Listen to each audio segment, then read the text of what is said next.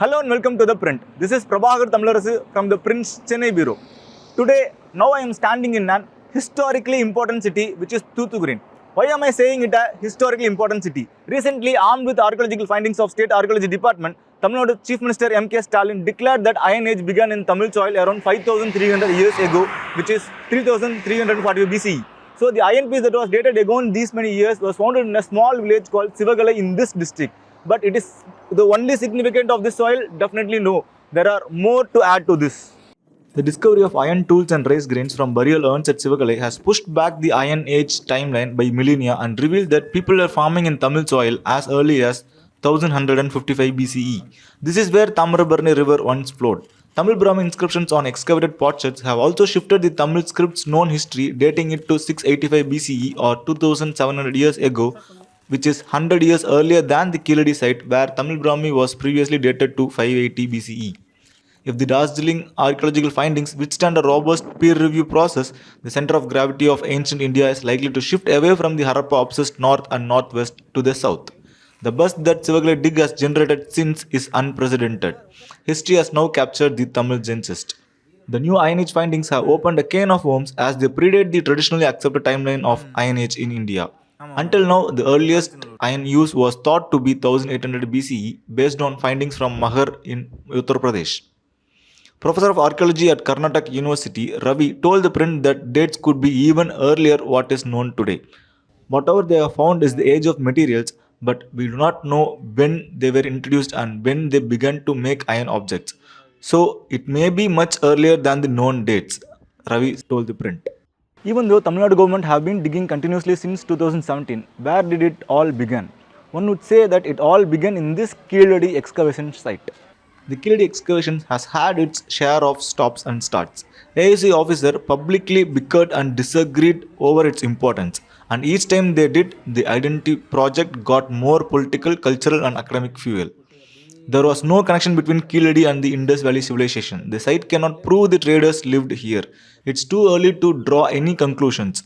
This is what P.S. Sriraman, superintendent of ASI, told the media on 30th September 2017, announcing the end of excavations at Keezhadi.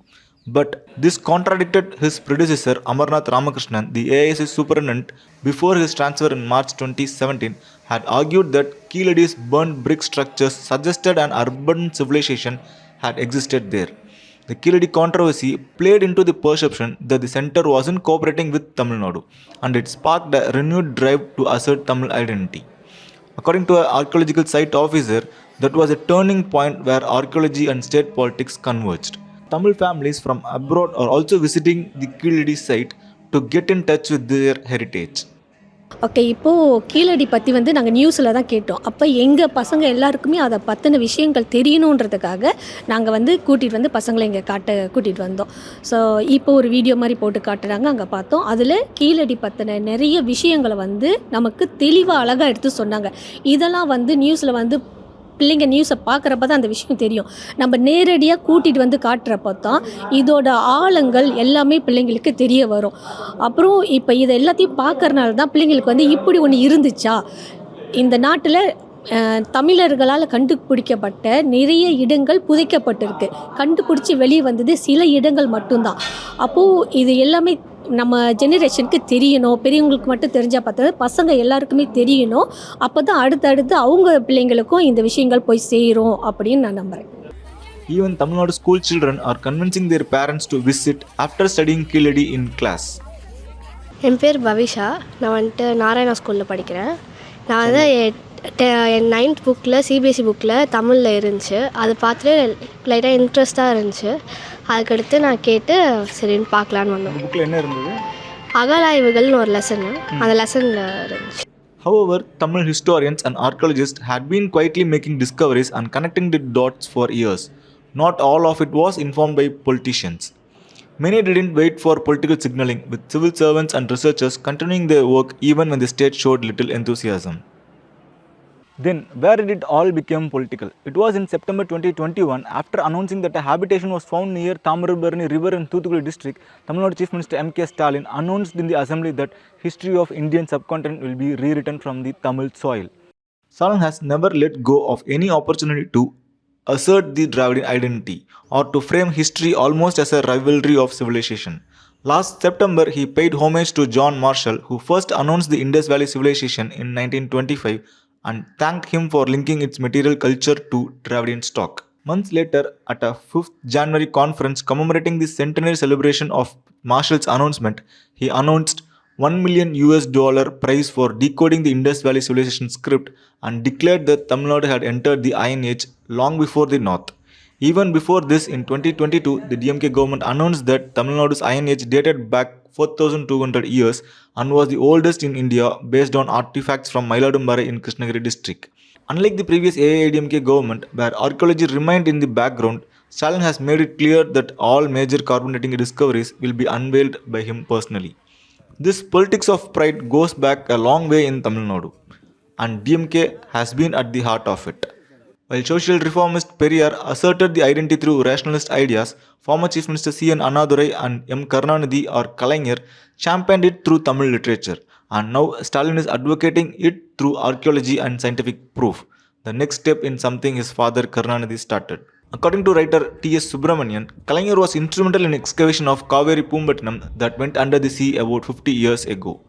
So he added that it was Karunanidhi's tenure, the Grand Valluvar Kota monument in Chennai and the 133-foot tall Thiruvallur statue in Kanyakumari were built.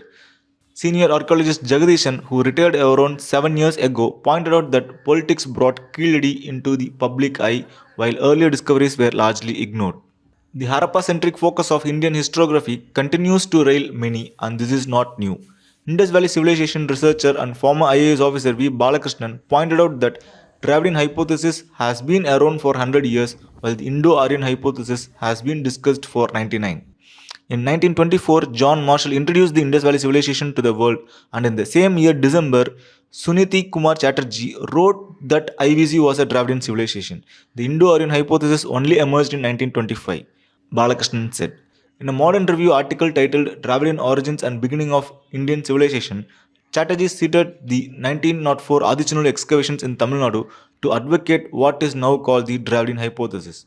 He also dismissed the idea of Indo-European or Sumerian origins to the Indus Valley civilization. Adichanallur was one of the India's earliest archaeological digs. In 1876, German archaeologist Fedor Jager unearthed iron tools and weapons there and shipped them to the Berlin Museum. In 1904, Superintending Archaeologist Alexander Ray carried out further excavations at this burial site. Balakrishnan argued that Adichanallur was actually the first site excavated under John Marshall's order well before the Harappa and Mohenjo-daro digs of 1921-22. Marshall came to India at the age of 26 and visited Alexander Ray in what is now Trichy and instructed him to excavate Adichanallur. Despite many artifacts being unearthed, none were studied and they remained in Chennai Museum, Balakrishnan told ThePrint. Marshall's departure left many leads cold and attempts to pick them later saw limited traction. In 1935, K.N. Dikshit, who later became ASI Director General, brought up the Indus Valley Civilization's connections to Adichanallur and the ancient port site Korkai during a lecture at Madras University. Dikshit told the gathered archaeologists that Korkai and Adichanallur might be contemporary with or slightly later than IVC. However, these remarks were largely ignored until they were published in 1938. Balakrishnan said, referring to the essay collection Prehistoric Civilization of Indus Valley.